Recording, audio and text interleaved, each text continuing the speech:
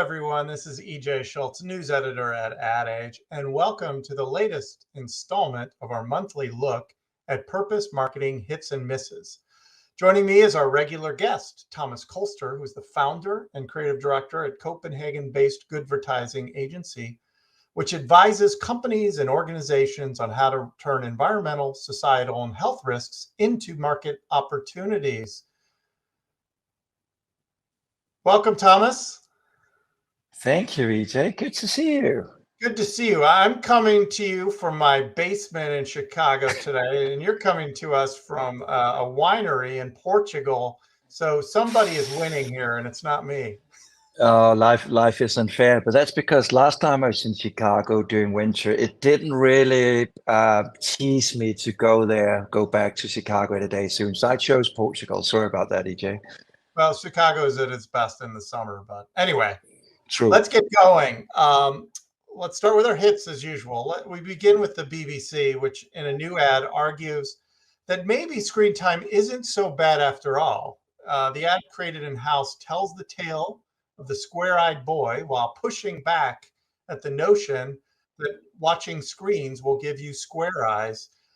Rather, the BBC argues that educational programming can help you become more well-rounded. Let's take a look at this one and we'll discuss it after. You know what they say about watching screens? You'll get square eyes!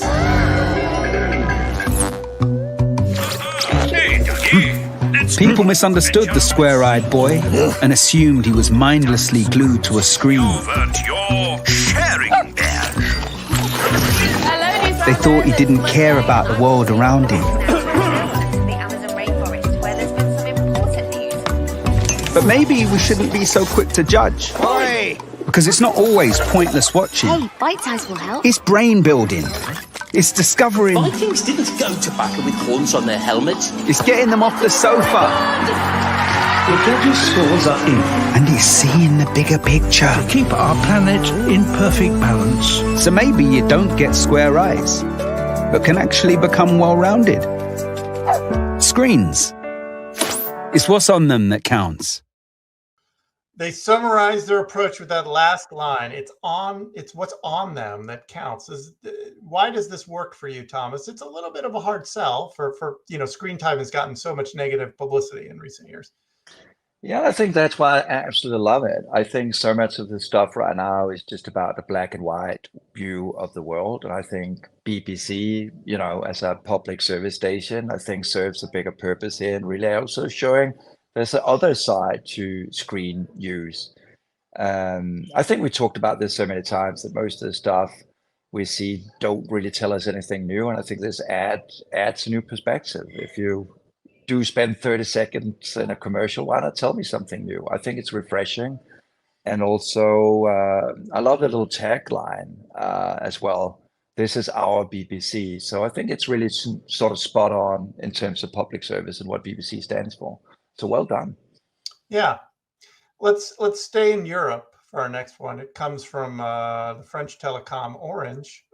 It got a lot of attention with this next ad, which is for the Women's World Cup. And it used some visual trickery to make the case for gender equity in sports. Let's take a look at the ad, which comes from publicist Marcel.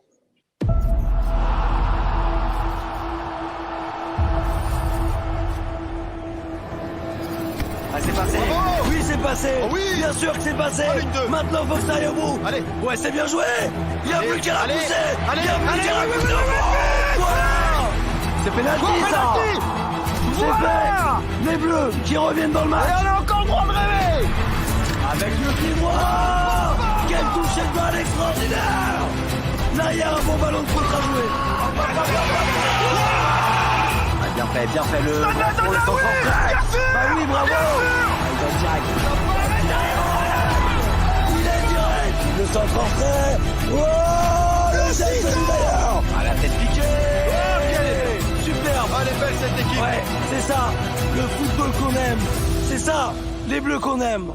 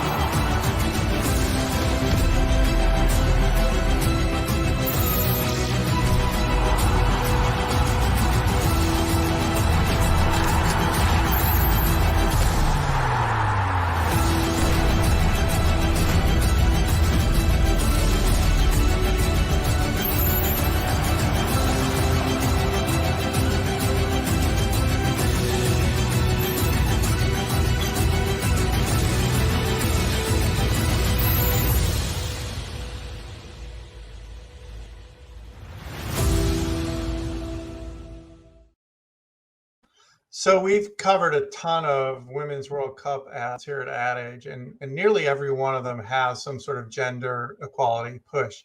But this one really stands out, just the way they went about it. What did you like about it, Thomas?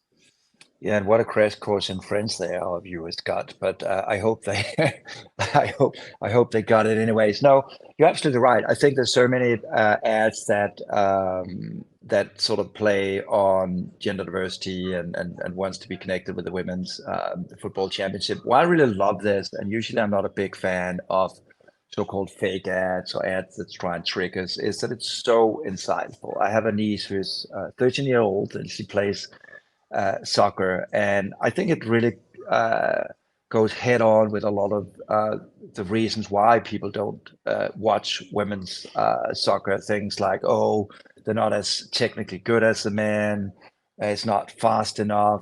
So I think this ad really holds up a mirror in front of all those folks and say, hey, wait a moment, women's football is actually super interesting and fun. So I think they get away with it and they do it in such a brilliant way. I absolutely loved it. It fooled me the first time I saw it. And as I said, having a niece playing soccer and seeing some of the stuff that she's faced with, I just love this ad. Well done. Yeah, and it really broke through all, we saw a ton of brands still doing World Cup ads over here in the US. And this, this one got attention beyond France. I mean, it was written about here in the US quite a bit, covered a lot. So well done. Yeah, and it's connected with Orange as well. I think even them playing this little digital trick with us, I think sort of lends to the brand as well. I think they have a reason for engaging in this. So yeah, I did like it. A lot of the other ones didn't really connect with me. So well done to these guys. It's insightful. So let's stay with the World Cup for our last hit, or I think it's a hit, but you'll tell me what you feel about it. It's from Hyundai. The ad and the campaign is called Goal of the Century. It comes from Young Von Matt Agency. It pays homage to women's soccer history.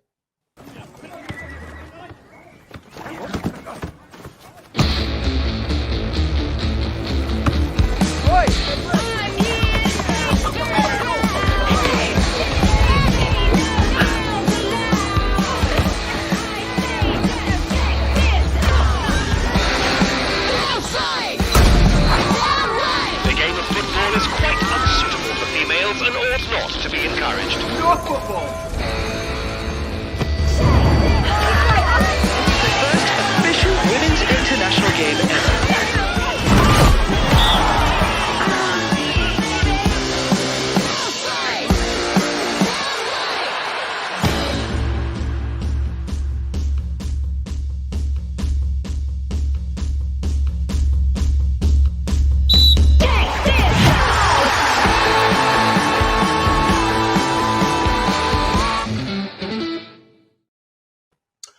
So the hook here for Hyundai is that they've been supporting Women's World Cup since 1999. I think that they throw up on the screen. So they're starting to play into that sort of historical element a little bit. But what did you think of the spot?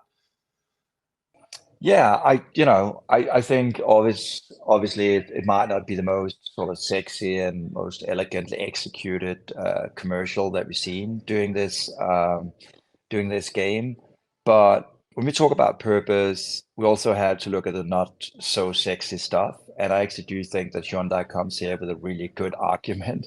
We were not here when it was necessarily cool. We were here before it was cool. And them playing on that important point, I think really resonates with me and sort of builds authenticity around this endeavor. So I think they get away with it. 14 years of commitment. And I think this is something that typically parts the sort of brands that are sort of venturing into purpose and trying to cherry pick courses, and those who stay true to their colors. And I think Hyundai has a reason to support and to speak up for this. So and they're doing more than just an ad here. They've got some other activations around the World Cup. They I think partnered with the FIFA Museum during the fan festival at the World Cup in Sydney, doing an exhibition called Calling the Shots, Faces of Women's Football. So looks like they did pour a fair amount of resources into this entire campaign.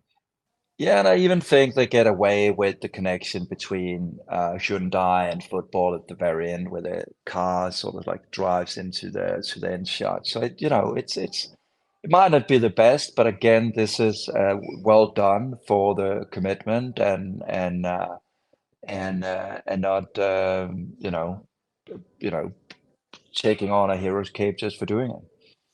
All right, on to our misses. We will stick with the sports theme, though. This comes from Sky Sports, which is pushing an environmental message in a new ad that claims climate change is threatening sports. The spot mixes exhilarating fan imagery with depressing views of empty stadiums and even a flooded golf course, while trying to convince people to, quote, travel green. The UK sports broadcaster on its website suggests that fan travel is the biggest contributor to sporting event emissions. Let's take a look and talk about it. Hearts race, cells dance, chemicals flood the brain. This is what love looks like. And when you love something like this, you do anything to protect it.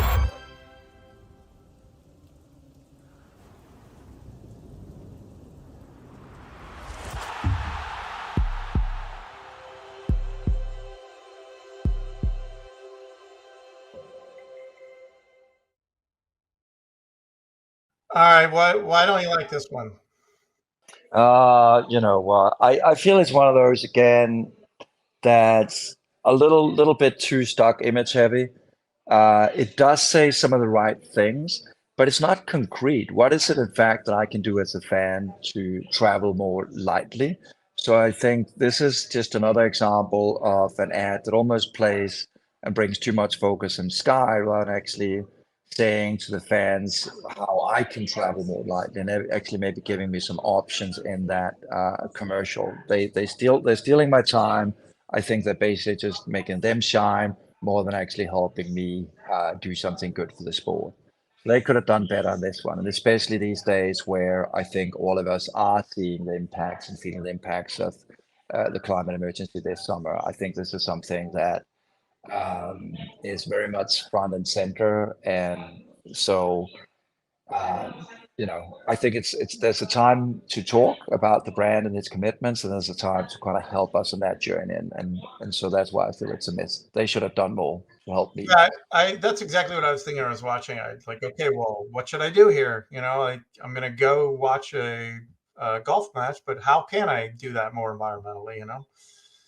And then also kind of blaming the fans a little bit, where I assume a lot of emissions is coming from the team travel and the other people, the big corporations, the sponsors. Why are you putting all the blame on us poor fans?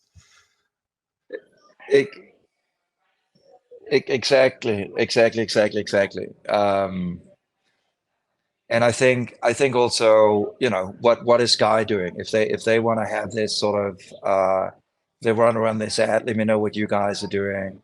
If you don't want to help me, and I think that's the real opportunity right now, that young folks especially are actively searching for how they can live more carbon friendly. So I think that's an open door for all brands to participate and to do their part in inspiring all of us to be part of that journey. All right, moving on. Our next miss comes from insurance company AXA Group, which in a new ad suggests that women are disproportionately affected by risks of all kinds. The ad shows various scenarios involving health and societal pressures, then asks viewers to visit its website, where it states that women are, quote, underprotected and overexposed to risks, while plugging several initiatives that are somewhat related to its health and business insurance offerings. The campaign comes from Publicis Conceal. Let's take a look. Come home in the morning like my mother. This is when you're gonna live your life right.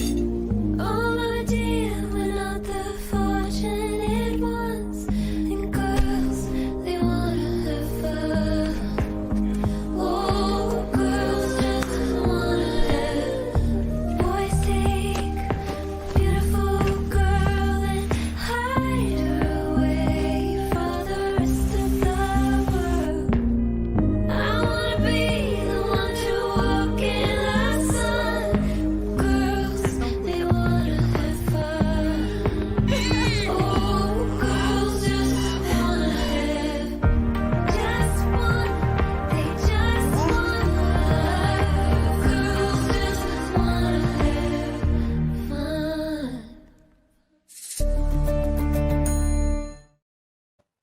All right, Thomas, what's your take?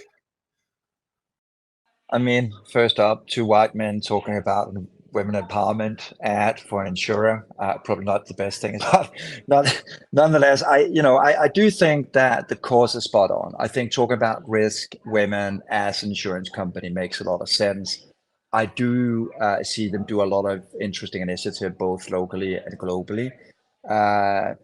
Again, what we talked about in the commercial just before, where I think they could have done it better. There's so many insightful situations that we see along, along the as the storyline unfolds. But I think just zooming in on one of those and actually telling women how they can turn risk into opportunity would have made it much more powerful and much more focused on the business and what AXA is actually doing.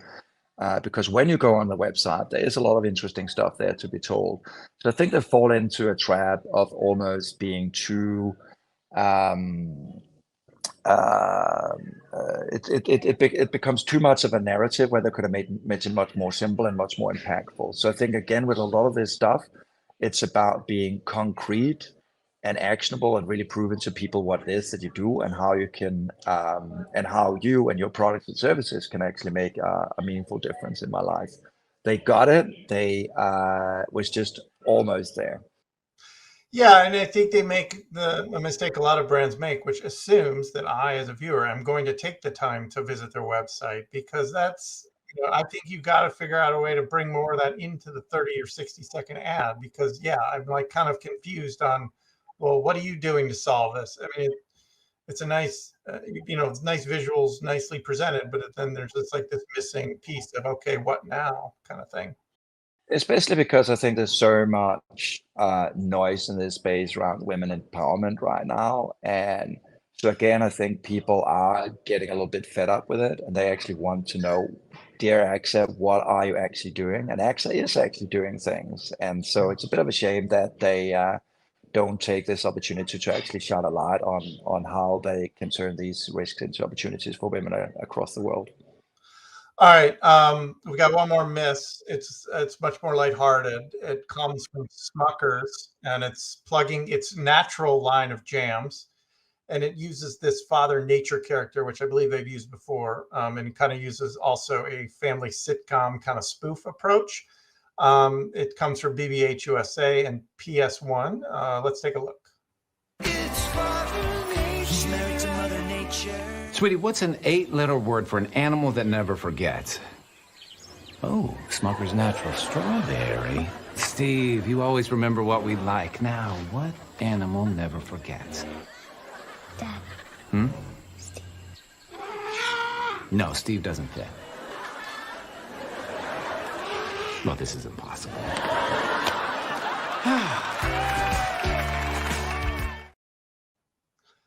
So Thomas, I got to ask you, because you sort of helped curate these. You pointed to this one. What is, first of all, what makes this a purpose ad? First of all, is it just because it's promoting more natural food?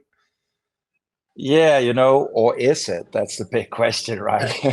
And did any of our viewers actually get that little eight character word? Was that an elephant? I'm not sure. But anyways, yeah, I think that is essentially the challenge, is especially in these days where there's so much talk about greenwashing. I know it's comedy. I know it's sort of this sitcom style of work. What I'm questioning here, and this is maybe a question to our viewers as well, is this greenwashing? Is this taking it too far? This whole sort of nature, flowers, all this stuff, which sort of hints at natural, and probably every product coming from this company being very natural. And that's my beef with this piece of work. So I think that's what they're trying to achieve with this play on Father Earth and Mother Earth. And I think this is a very, very sort of a balancing act, a knife edge type thing. Because if it falls out to the one side, it's greenwashing. On the other side, maybe they got the balance right. I'll probably leave that up to our viewers. I just didn't really feel that it sat very well with me. I got a bit of a bad taste in my mouth. Okay, we're about out of time, and I want to let you get back to your vacation. But thank you so much, Thomas, as usual, for all your insights. Before I let you go, though, I do want to thank our producer, Lauren Chiardio. And we'll see all our viewers again next month for another episode of Purpose Marketing Hits and Misses. Catch everyone next time. Perfect. See you all.